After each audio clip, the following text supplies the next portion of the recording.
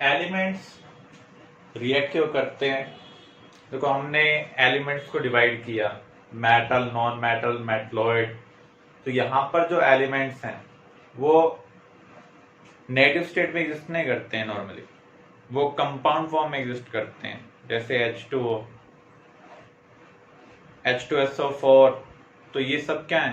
Compound form है। अब element compound form क्यों बनाते हैं, मीन्स एलिमेंट रिएक्ट क्यों करते हैं, इसका क्या रीजन है? कोई भी एलिमेंट अगर आप चेक करें उसका कॉन्फ़िगरेशन, उसकी आउटरमोस्ट शेल कंप्लीट नहीं है। जो नोबल गैसेज हैं उनकी आउटरमोस्ट शेल क्या है? कंप्लीट है। नेचर में जो नोबल गैसेज है वो केमिकल रिएक्शन में पार्टिसिपेट नहीं करती, लेकिन अदर एलिमेंट नेचर में रिएक्शन में पार्टिसिपेट कर रहे हैं, कंपाउंड फॉर्म बना रहे हैं। तो इसी लॉजिक के बेस पर हमने कहा कि जो एलिमेंट है वो अपने आउटमोस्ट शेल कॉन्फ़िगरेशन को कंप्लीट करने के लिए रिएक्शन में पार्टिसिपेट करते हैं। Elements participate in bonding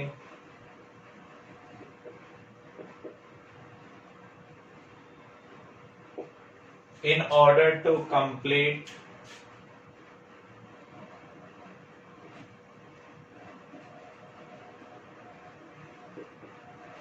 its outermost shell.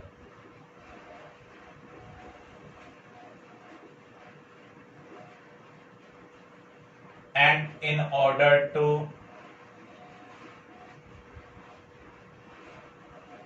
decrease its energy. अगर क्लासरूम में किसी की एनर्जी बहुत ज्यादा होगी, वो एक बेंच से दूसरे पर, दूसरे से तीसरे पर कुछ ना कुछ एक्टिविटी में इन्वॉल्व होगा। लेकिन जिसकी एनर्जी कम होगी वो एक जगह शांत बैठा रहेगा। तो जो मॉलिक्यूल्स हैं वो बनते ही इसलिए हैं ताकि एटम्स की एनर्जी क्या हो जाए? कम हो जाए। तो जितनी कम एनर्जी होगी उतनी ज्यादा क्या होगी? स्टेबिलिटी होगी। तो दो रीजन है एलिमेंट बॉन्डिंग में पार्टिसिपेट करने के लिए, एक तो उनको अपना आउटरमोस्ट शेल कंप्लीट करना है, दूसरा उनको अपनी एनर्जी डिक्रीज करनी है।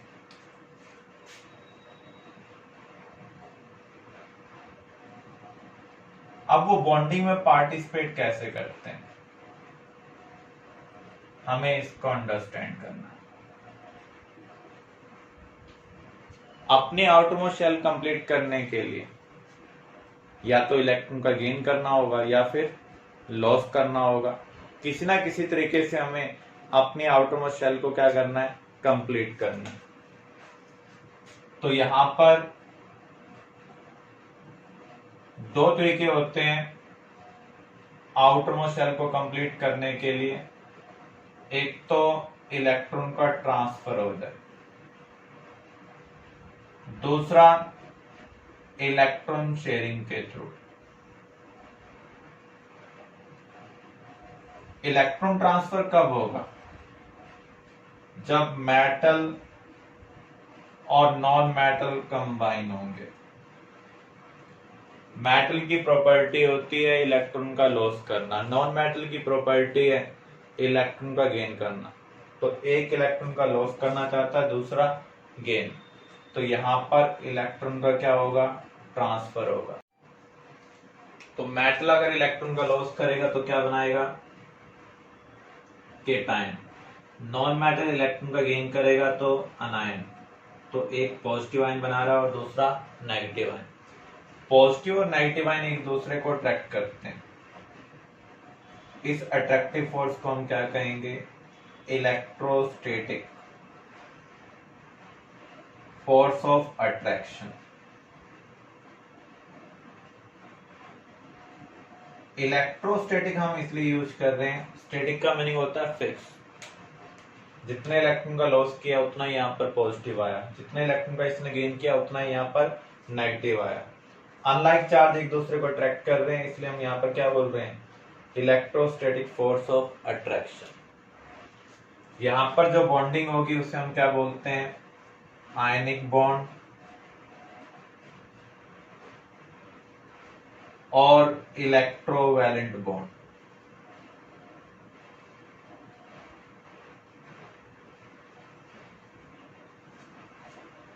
आयनिक बॉन्ड की कोई भी डायरेक्शन नहीं होती, इसका मीनिंग पॉजिटिव नेगेटिव को किसी भी डायरेक्शन से अट्रैक्ट कर सकता है। ऐसे नेगेटिव पॉजिटिव को जो आयनिक बॉन्ड होंगे वो क्या होंगे, non directional in nature. Formation of sodium chloride, इसको हम स्टडी कर रहे हैं। ये कैसे बनेगा, सोडियम और क्लोरीन के कॉम्बिनेशन से।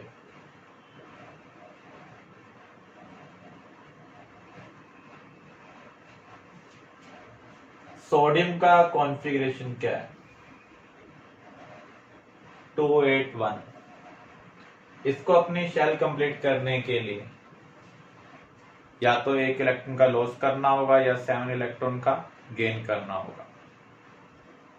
इलेक्ट्रॉन का लॉस करने में एनर्जी रिक्वायर्ड होती है, ऐसे ही अगर हम 1 से ज्यादा इलेक्ट्रॉन का गेन करते हैं तो वहां भी एनर्जी की रिक्वायरमेंट होती है। तो 7 इलेक्ट्रॉन का गेन करने में एनर्जी की रिक्वायरमेंट बहुत ज्यादा है और 1 इलेक्ट्रॉन का लॉस करने में एनर्जी की रिक्वायरमेंट क्या है, कम है। तो यहां पर ये इलेक्ट्रॉन का क्या करेगा, लॉस करेगा। अब इसकी आउटरमोस्ट शेल क्या हो चुकी है, कंप्लीट हो चुकी है और इसने केटायन बना दिए। क्लोरीन एटम, इसके आउटरमोस्ट शेल में कितने इलेक्ट्रॉन है, क्लोरीन के इलेक्ट्रॉन को मैं क्रॉस से रिप्रेजेंट कर रहा हूं 2,8,7 और इसके इलेक्ट्रॉन को हम डॉट से रिप्रेजेंट कर देते हैं। तो इसने अपने 1 इलेक्ट्रॉन का लॉस कर दिया ताकि इसकी आउटरमोस्ट शेल क्या हो जाए, कंप्लीट। अब इसके लिए क्या पॉसिबिलिटी है, या तो 7 इलेक्ट्रॉन का लॉस करे या फिर 1 इलेक्ट्रॉन का गेन करे। कौन सा काम आसान है, 1 इलेक्ट्रॉन का गेन करना। तो जो सोडियम ने 1 इलेक्ट्रॉन का लॉस किया था उसका ये गेन कर रहा है। हम ये कह सकते हैं इलेक्ट्रॉन की ट्रांसफर हो रही है सोडियम से क्लोरीन। तो सोडियम वाले इलेक्ट्रॉन को हमने किससे रिप्रेजेंट कर दिया, डॉट से रिप्रेजेंट कर दिया, क्योंकि इसने 1 इलेक्ट्रॉन का गेन किया तो यहाँ पर चार्ज कौन सा आएगा, नेगेटिव। इसकी भी आउटरमोस्ट शेल क्या हो चुकी है, कंप्लीट हो चुकी है। अब Na पॉजिटिव और Cl नेगेटिव एक दूसरे को अट्रैक्ट करेंगे और यहां पर जो बॉन्ड बन रहा है वो बॉन्ड कौन सा है, आयनिक बॉन्ड है। इलेक्ट्रोस्टैटिक फोर्स ऑफ अट्रैक्शन यहाँ पर अराइज हो रहा है। तो इलेक्ट्रोस्टैटिक फोर्स ऑफ अट्रैक्शन जहां भी अराइज होता है उस बॉन्ड को हम क्या बोलते हैं, आयनिक बॉन्ड या फिर इलेक्ट्रोवैलेंट बॉन्ड। सिमिलर वे में मैग्नीशियम क्लोराइड, मैग्नीशियम का एटॉमिक नंबर है 12, 2,8,2। तो इसकी आउटरमोस्ट शेल में कितने इलेक्ट्रॉन है, 2 इलेक्ट्रॉन है। तो इसको अपने आउटरमोस्ट शेल कंप्लीट करने के लिए या तो 6 इलेक्ट्रॉन का गेन करना होगा या फिर 2 इलेक्ट्रॉन का लॉस। तो यहां पर 2 इलेक्ट्रॉन का लॉस करना आसान है क्योंकि उसके लिए जो एनर्जी रिक्वायरमेंट है वो कम है। क्लोरीन, इसकी आउटरमोस्ट शेल कंप्लीट नहीं है, इसको अपनी आउटरमोस्ट शेल कंप्लीट करनी है और आउटरमोस्ट शेल कंप्लीट करने के लिए इसको 1 इलेक्ट्रॉन का गेन करना है। तो जो मैग्नीशियम ने इलेक्ट्रॉन का लॉस किया है उसका गेन कौन करेगा, क्लोरीन। 1 मैग्नीशियम ने 2 इलेक्ट्रॉन का लॉस किया, 1 क्लोरीन को 1 इलेक्ट्रॉन चाहिए, तो 2 क्लोरीन 2 इलेक्ट्रॉन का गेन करेंगे। तो यहां पर चार्ज कौन सा आ रहा है, नेगेटिव। तो यहां पर आप देख सकते हैं इसकी भी शेल क्या हो चुकी है, कंप्लीट। तो यहां पर मैग्नीशियम 2 क्लोराइड आयन को अट्रैक्ट करेगा।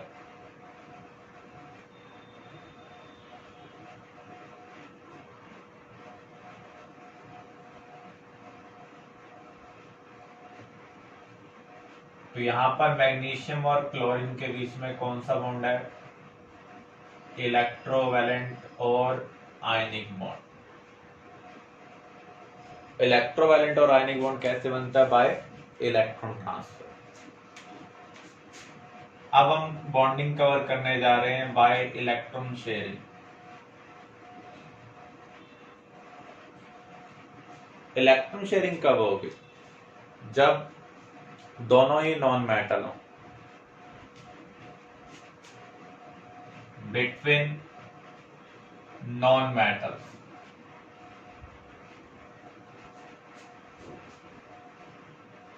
इस टाइप के बॉन्ड को हम बोलते हैं कोवैलेंट बॉन्ड। को का मीनिंग क्या है? कॉमन। तो अपनी वैलेंसी को एक साथ फुलफिल करने के लिए दोनों ही इलेक्ट्रॉन कंट्रीब्यूट कर रहे हैं, इसलिए इस बॉन्ड को हम क्या बोल रहे हैं? Covalent bond. 3 टाइप के हो सकते हैं, single bond, double bond and triple bond.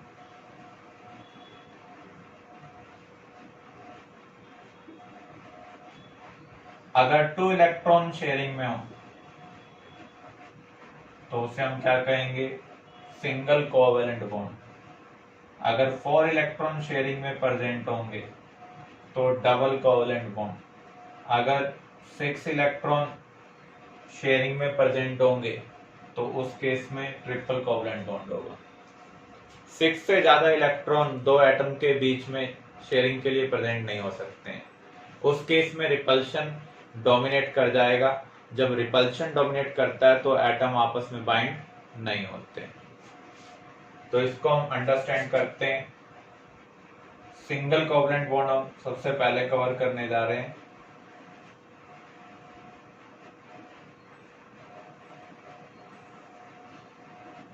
Hydrogen molecule, chlorine molecule, इनके अंदर जो कोवैलेंट बॉन्ड है वो कौन सा है? Single covalent bond. कैसे? देखो, हाइड्रोजन को अपनी आउटरमोस्ट शेल कंप्लीट करने के लिए, नियरेस्ट नोबल गैस कॉन्फ़िगरेशन को अचीव करने के लिए कितने इलेक्ट्रॉन की रिक्वायरमेंट है? 1 इलेक्ट्रॉन की रिक्वायरमेंट है। तो यहां पर जितने इलेक्ट्रॉन की रिक्वायरमेंट होगी उतने इलेक्ट्रॉन वो कंट्रीब्यूट करेगा। तो हाइड्रोजन यहाँ पर 1 इलेक्ट्रॉन कंट्रीब्यूट कर रहा है। ऐसे ही दूसरा हाइड्रोजन भी 1 इलेक्ट्रॉन कंट्रीब्यूट करेगा। इसके इलेक्ट्रॉन को हमने डॉट से रिप्रेजेंट किया, इसके इलेक्ट्रॉन को क्रॉस से। अब आप देख सकते हैं इसकी भी आउटरमोस्ट शेल कंप्लीट हो रही है और इसकी भी आउटरमोस्ट शेल कंप्लीट हो रही है। यहाँ शेयरिंग के लिए कितने इलेक्ट्रॉन प्रेजेंट है? 2 इलेक्ट्रॉन प्रेजेंट है, इसलिए हाइड्रोजन और हाइड्रोजन में सिंगल कोवैलेंट बॉन्ड होगा।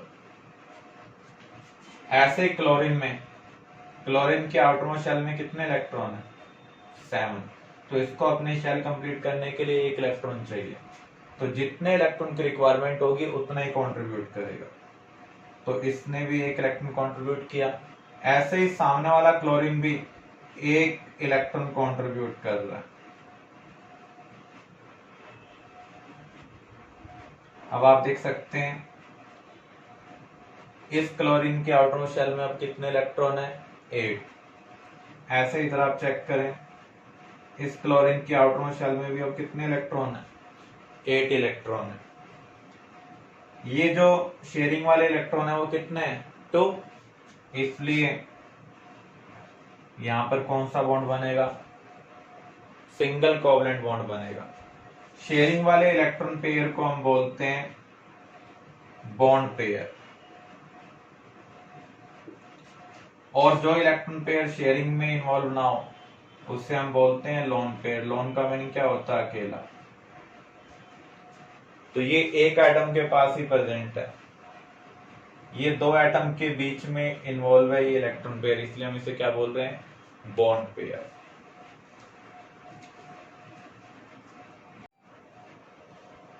HCl,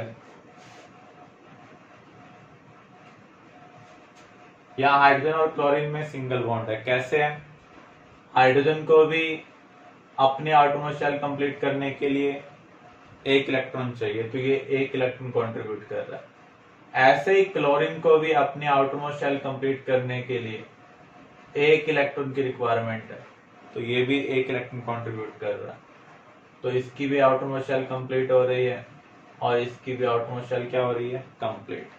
हाइड्रोजन के आउटरमोस्ट शेल में नियरेस्ट नोबल गैस कॉन्फ़िगरेशन को अचीव करने के लिए, हीलियम वाला कॉन्फ़िगरेशन अचीव करने के लिए कितने इलेक्ट्रॉन होने चाहिए?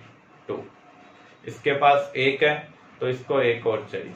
अदर्स को अपने आउटरमोस्ट शेल में 8 इलेक्ट्रॉन रखने पड़ते हैं। तो यहाँ शेयरिंग में 2 इलेक्ट्रॉन इन्वॉल्व है, इसलिए यहाँ पर बॉन्ड कौन सा होगा? Single covalent bond. Double covalent bond,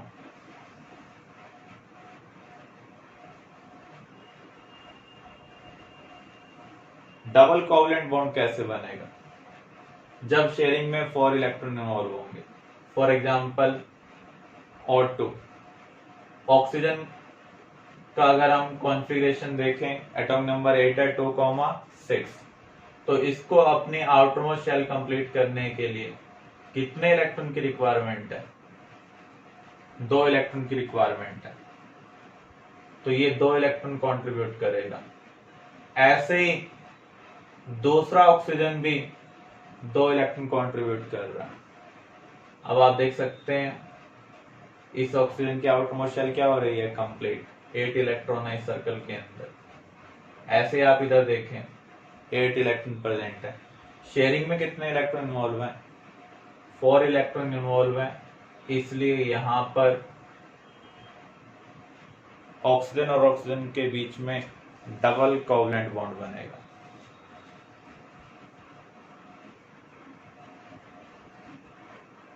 triple covalent bond,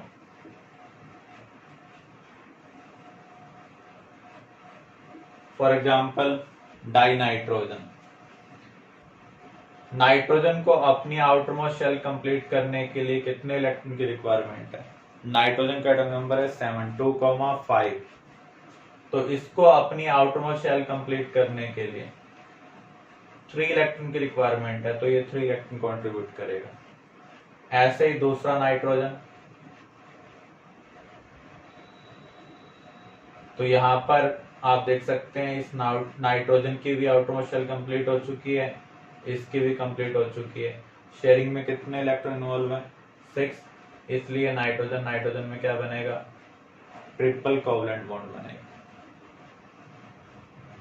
अब हम कुछ और केस कर रहे हैं। CO2 में बॉन्ड कैसे होंगे? NH3 में बॉन्ड कैसे प्रेजेंट होंगे? CO2 को अगर हम देखें, कार्बन के साथ 2 ऑक्सीजन कनेक्टेड हैं। एक ऑक्सीजन को राइट साइड ले लिया, दूसरे को हमने लेफ्ट साइड ले लिया। कार्बन के आउटरमोस्ट शेल में कितने इलेक्ट्रॉन है? 4, तो इसको अपनी शेल कंप्लीट करने के लिए 4 इलेक्ट्रॉन चाहिए, तो जितने इलेक्ट्रॉन चाहिए उतने ये कंट्रीब्यूट करेगा। 2 इधर कर रहा है और 2 इधर। ऑक्सीजन को भी अपनी शेल कंप्लीट करने के लिए 2 इलेक्ट्रॉन की रिक्वायरमेंट है, तो ये भी 2 कंट्रीब्यूट करेगा।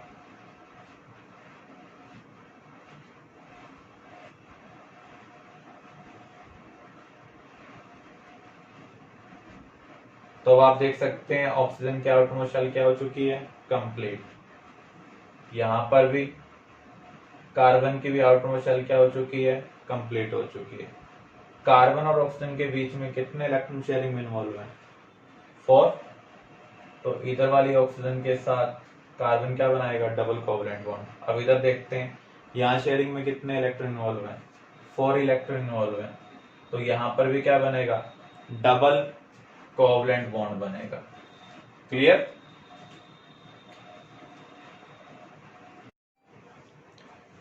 NH3,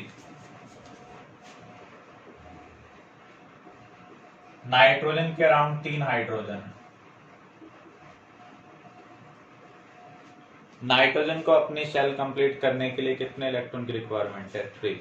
इसका मीनिंग नाइट्रोजन 3 इलेक्ट्रॉन कंट्रीब्यूट करेगा।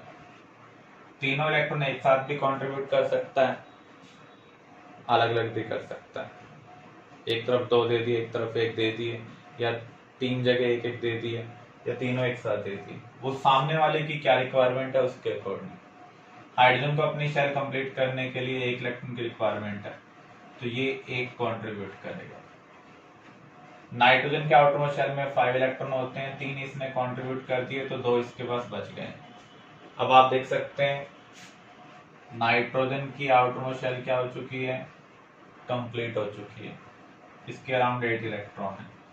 हाइड्रोजन की आउटरमोस्ट शेल कंप्लीट है, यहाँ भी कंप्लीट है और यहाँ भी क्या है? कंप्लीट है। तो यहाँ 2 इलेक्ट्रॉन शेयरिंग में इन्वॉल्व है, तो कौन सा बॉन्ड बनेगा? सिंगल कोवलेंट बॉन्ड बनेगा। यहाँ पर एक लोन पेयर बच गया नाइट्रोजन के पास।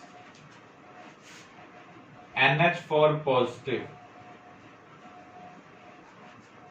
कैसे बनता है? NH3 और H प्लस कंबाइन होकर NH4 पॉजिटिव बनाते हैं। H प्लस के पास कोई भी इलेक्ट्रॉन नहीं है, इसको अपनी शेल कंप्लीट करने के लिए 2 इलेक्ट्रॉन चाहिए। अभी आपने NH3 की स्ट्रक्चर बनाई, नाइट्रोजन के पास 2 इलेक्ट्रॉन ऐसे प्रेजेंट है जो बॉन्डिंग में इन्वॉल्व नहीं है, जिन्हें हम क्या बोलते हैं? Lone pair. कोई भी एटम जितने ज्यादा बॉन्ड बनाता है उतना ज्यादा अट्रैक्शन होता है, उतनी कम एनर्जी होती है, उतनी ज्यादा क्या होगी? स्टेबिलिटी होगी। हमने बॉन्डिंग के 2 रीजन पढ़े थे, एक तो आउटरमोस्ट शेल को कंप्लीट करना, दूसरा स्टेबिलिटी को इंक्रीज करना बाय डिक्रीजिंग एनर्जी। तो यहाँ पर NH3 अपना इलेक्ट्रॉन पेयर शेयरिंग के लिए H प्लस को प्रोवाइड कर देगा। तो हम ये कह सकते हैं NH3 अपना इलेक्ट्रॉन पेयर H प्लस के साथ क्या कर रहा है? शेयर कर रहा है। तो अब हमें क्या मिलेगा? Ammonium ion.